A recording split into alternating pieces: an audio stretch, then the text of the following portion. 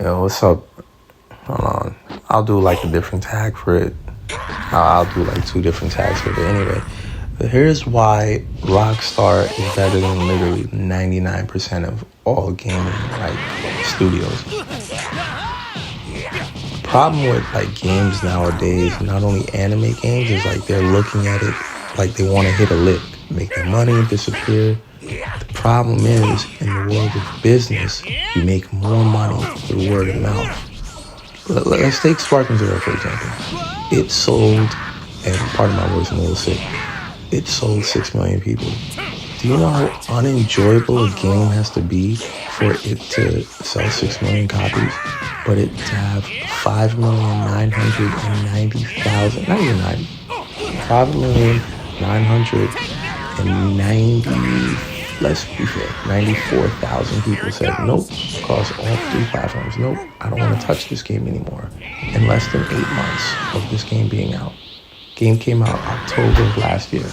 October, November, December, January, February, March, April. 7 months.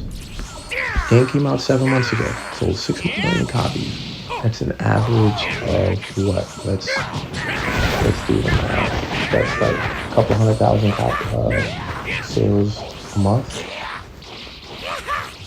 Out of all of that, most people decide here like, I don't want to actually play this game or own this game. I'd rather delete it. I spent $100 on it, $70 on it, whatever.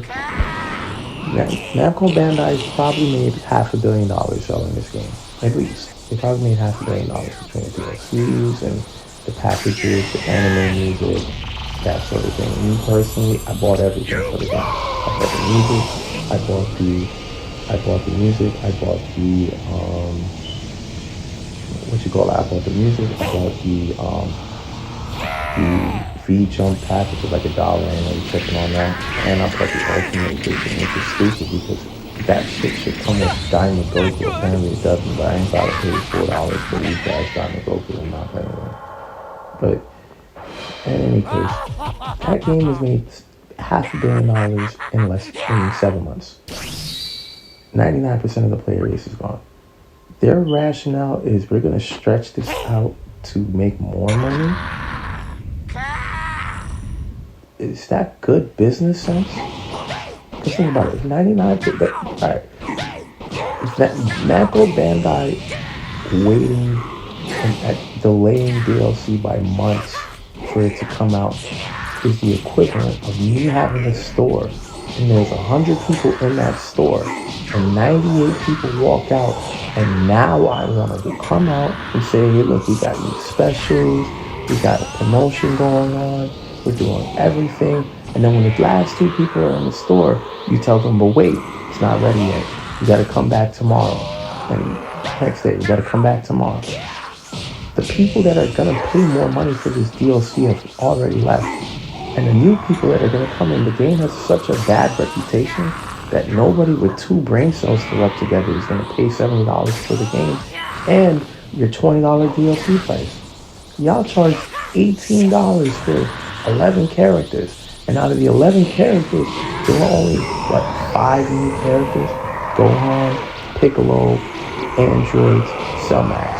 And then the rest of them are like transformations between Gohan and Piccolo. Like, what? And it's really important, bro. It's like Namco Bandai decided, look, don't worry about it. They just throw some change in the coin. We dying at thirst over there. They just throw a couple drops of water. Like, that nigga's gonna be alright. Like, how that work?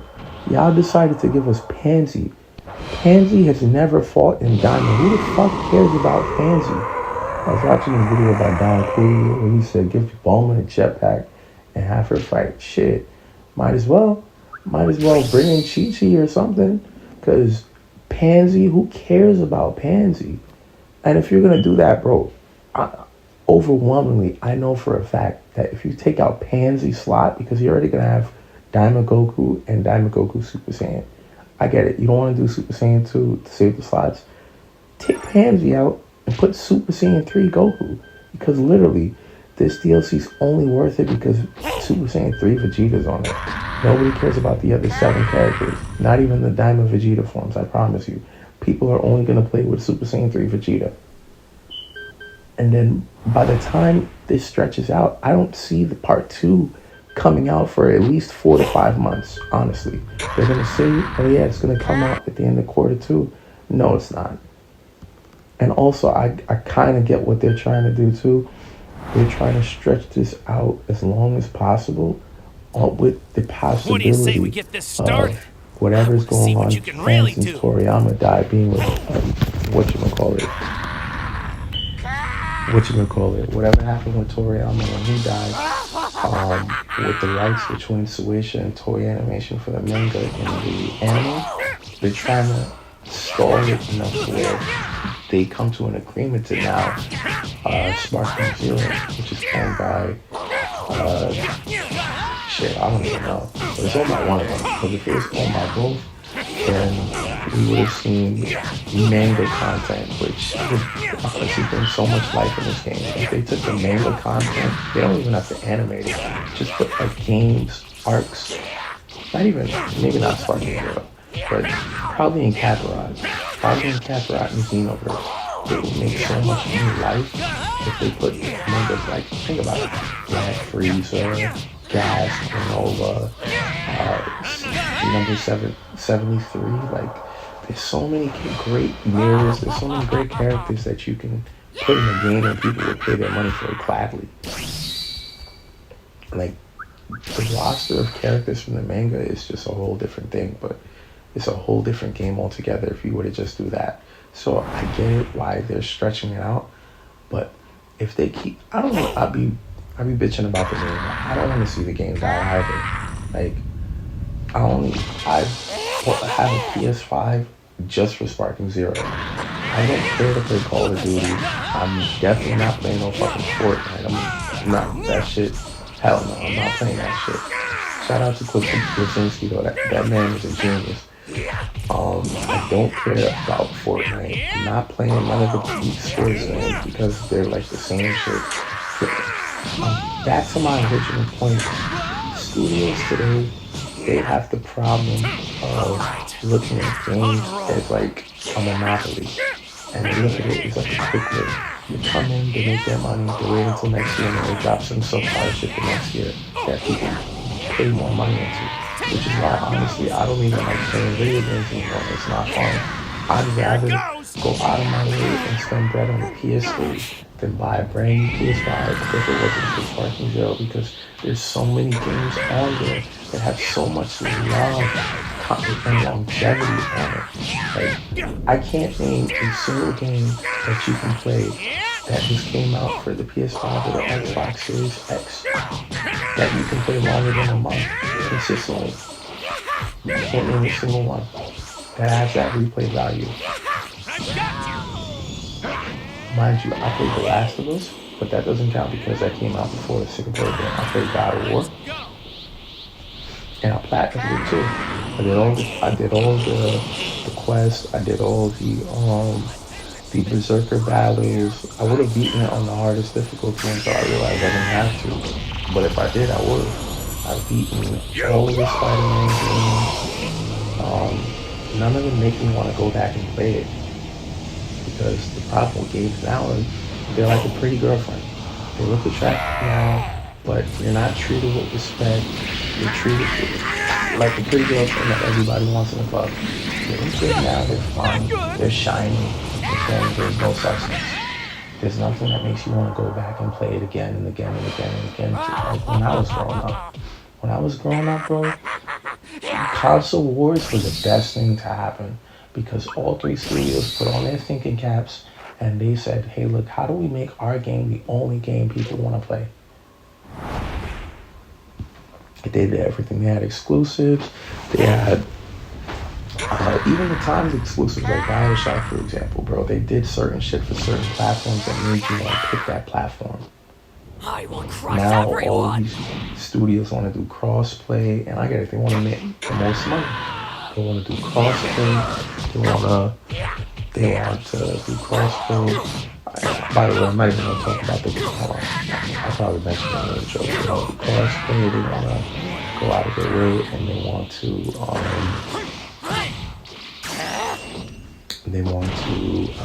clearly. I'm going on a tangent right now.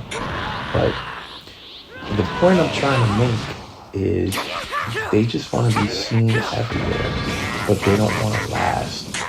These games are just nothing but a bunch of one-night stands. You just hit them and quit them. That's it. They're not fun to play long term. And which is why, it's where the original entitled of this video, Rockstar Doing It Right, is Rockstar has made a game 12 years ago, GTA 5. People have a lot of big, a game is as big as GTA 5. Even if the game is done absolutely right, there is still going to be a lot of criticism, which is fair. It also helps to make it last as long as it did. And unfortunately, other games suffer, like the Red Dead series. Even though, although the online support dropped, Red Dead single player has so much replayability that if I were to go back to the first one or the second one, I can play it for another 6 months every single day because there's always something new and exciting to add to it. And there's always more or less updates made off of Red Dead or for Rockstar's franchise. Grand Theft Auto 5 came out 12 years ago. There's shit now that I wouldn't even be able to think about 12 years ago. Like the first person mode. That's something that they added brand new to the game. Online heist. That's something that they added. They're making an ongoing experience that makes you feel that you're being well taken care of. And not only that, but Rockstar, unlike all of these dumbass game studios, they understand collaboration over competition. At least for the PC platform, because there's different servers, and with consoles, they have to have encrypted servers to prevent your information from being stolen. They're okay with people modding their game. You can play, they have whole lobbies and servers that you can pay for, that you can actually do whatever you want. If you want Superman flying through buildings on the GTA 5, you can do that. Like, put it to an example. Sparking Zero, I'm looking at the menu right now. There's 1, 2, 3, 4, 5, 6, 7, 8, 9, 10, 11. There's 12 maps on it. I'm not going to count the little switches, but there's only 12 maps on this game. If you go to the PC version of it, which doesn't have the console servers, you've probably seen videos where they have 30 to 40 maps on it. Maps that were in previous Tenkaichi games. Maps that are even in Kakarot in fucking Fighter Z, but are not in this game, which doesn't even make sense to me. But they're on that. Why? The people decide to go out of their way and they actually say, hey, look, we're going to put some love into this game. What happens to those people on Sparking Zero? Well, they get banned because these companies want to make the most amount of money. And what's Rockstar doing right? I just said it. They work with the people. It's always a new experience, and they always make sure that you're feeling welcome when you play the game. I buy GTA 5 right now. If GTA 6 wasn't coming out, but I bought GTA 5 now, and I kept on playing. I would get a very different experience in playing it now than 6 months later. Or 6 months later, I promise you. Whereas this game, it has not changed from day one. Arguably, it's probably a better game when the game came out. The only thing that sucked about it was Vanishing Wars and the Giants. And to be fair with the Giants, people just didn't know like the tech behind the game. Like when people decided to learn about the tech behind Giants, they still had a lot of health and they still do a lot of damage. But it's pretty much useless because most people know how to fight against them. Fly at the top of their head, and hit them to the side of their leg, and there's nothing that they can do to prevent that. Unless you're godly with super counters, most people aren't. Especially with how unpredictable the connection is on this bullshit. You're fucked. I won't say anything bad. Now with so you can calm down. The Androids, like Android 19, the energy training, do not stop you. It's futile. That shit was annoying. But people didn't understand the tech. Like, most of the problems with the game when it initially came out were tech-based problems because people haven't thought of ways to counter it. Now, the only thing objectively that has gotten better is the super counters. When the connection works, of course. The spamming super counters is just, that's not a good way to play the game. Super counters and Vanishing Wars. That's pretty much it. Those are the only two things objectively they made better. Everything else they made worse in the game, gradually. Which is why the game is dead right now. And I don't understand their thought process as to delaying it. It's a little complicated. Pardon me, I'm a little sick. But they're stretching it out because they want to make sure that they make the most amount of money, and they also want to hold out for the possibility that Toriyama's estate and Suecia and Funimation, or I mean not Funimation, Funimation's gone, my age is on, Toei Animation, they come to a resolution to where they can collaborate together on the rights to Dragon Ball together, and it's all under one umbrella, which sounds good on paper, but it's kind of scary because we've seen the quality of the anime portion of Dragon Ball, and it's not that good story-wise. They do whatever they want, and we can see that with Dragon Ball superheroes. I mean, not superheroes, with Dragon Ball heroes, the shit for the card game or whatever, which power scaling doesn't make any sense on the show, but I get it, it's emotional anime, I'm not gonna argue about that. But we've seen that versus the difference between the manga and how that's handled, or even just the anime.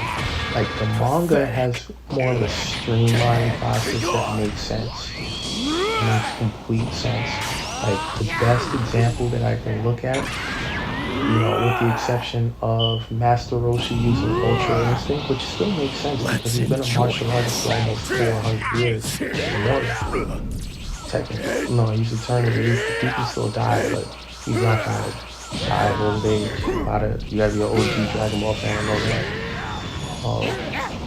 You can see how one is, quality control. And if they come together, if Dragon Ball Super, the manga, ever comes back, the quality of it's gonna suffer a lot. But they're treating it like it's dinosaurs. With video games in general right now, they're looking at it as flicks instead of just focusing on taking care of people. If you sold 6 million copies, and let's say hypothetically, only 3 million people stayed, because there's going to be dick riders, there's going to be hype people just buy it, there's people with money to blow it everywhere. I'm going to buy Sparking Zero, never play it. There's some people at that point in life where they got like a PS5 and an Xbox and a PC, they got a copy for all of them, and they don't need or want to play it, they just have it to have it. There's people that are really cool like that. Salute to them. 3 million people were happy with the game. Don't you think that 3 million people would tell a friend and tell a friend, and they could probably get another 2 million people or 3 million people in the next year that'll also put money on their game? So now at this point you have 6 million happy players that love playing your game and will continue to buy any DLC that you make. Don't you think that makes a lot more sense than ruining your game and then deciding I'm going to stretch this out as long as possible to bring back some life to the game? What Namco Bandai is like the equivalent of a club that's about to shut down announcing they're having a party. Who the fuck cares anymore? Nigga, you're shutting down. Who cares if you have dollar drinks? I ain't gonna lie, dollar drinks, I would flock to the spot, but tell you what, who cares? You're not discounting the DLC. You're not doing anything that's different. And so, yeah, I'm going with this because I feel like I've been rambling on.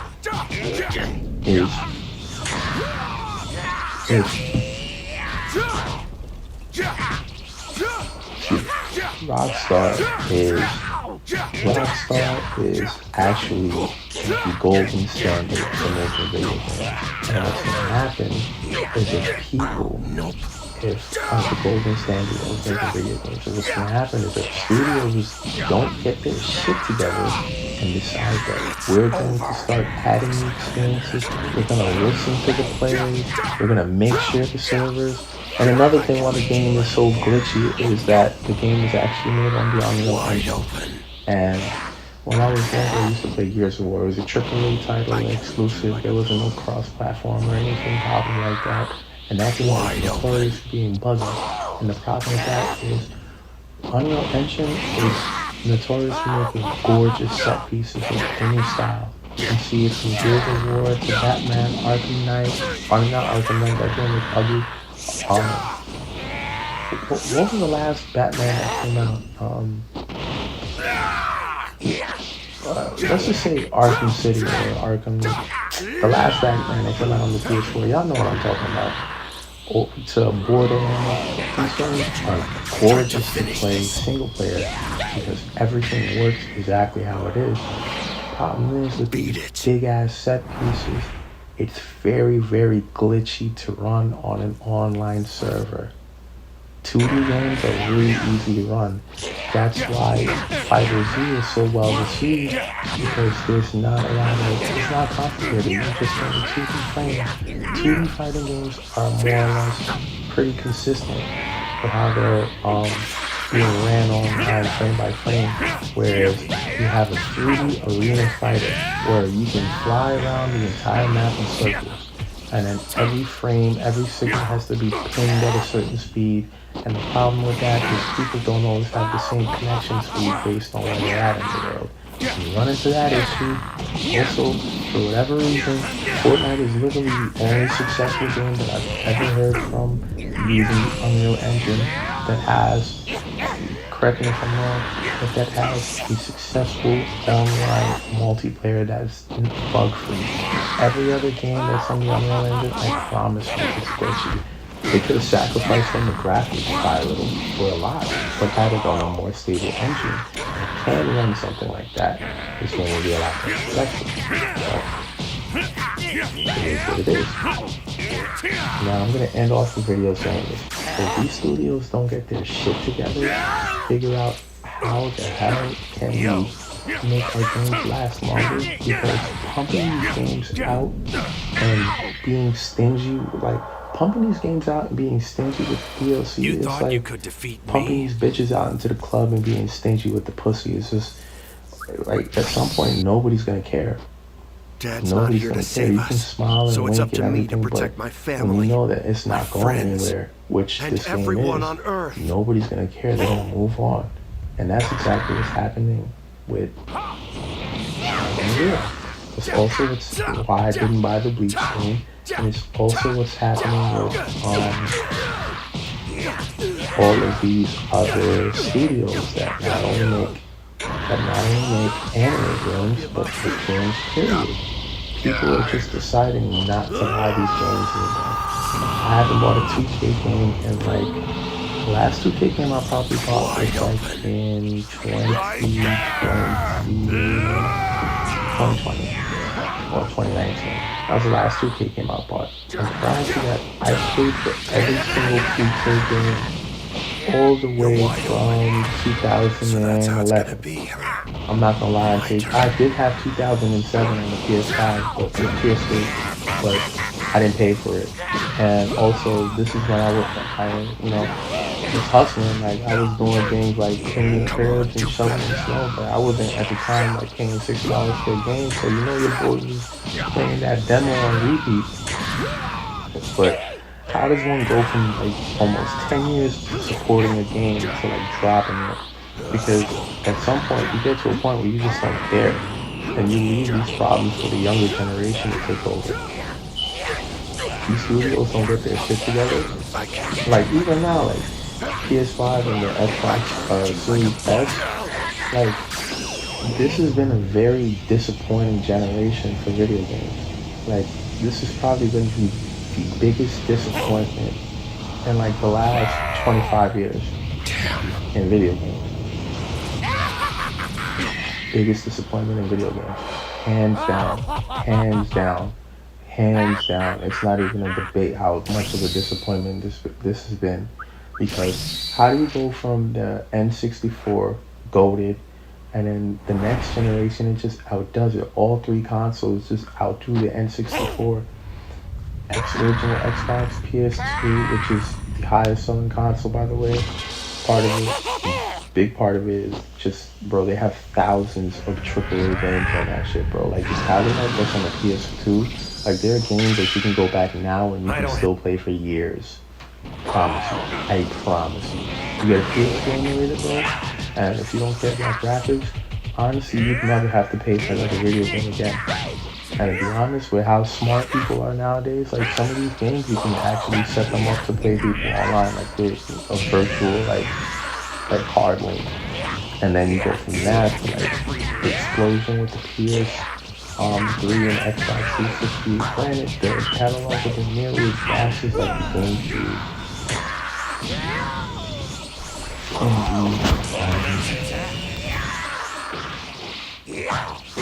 Man, the catalog isn't nearly as fast as like the GameCube and the PS2.